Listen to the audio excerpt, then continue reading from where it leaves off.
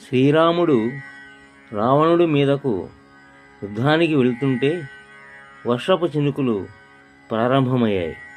అవి ఎలా ఉన్నాయంటే, కలరి ప్రావృత్కాలమను పురుషుండు లలిమీరనాకాశలక్ష్మితో గదియ.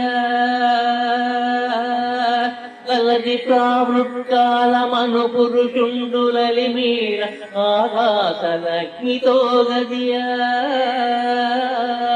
నొగి సరులిగిరాలతున్న ముత్యముల పయది దొల్కినుకులు పడి అందందా.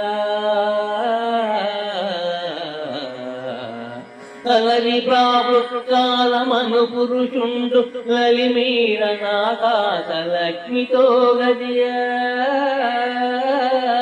నొగి సరుగైరాలతున్న ముత్యముల పగది దొల్కినుకులు పడి అందందా.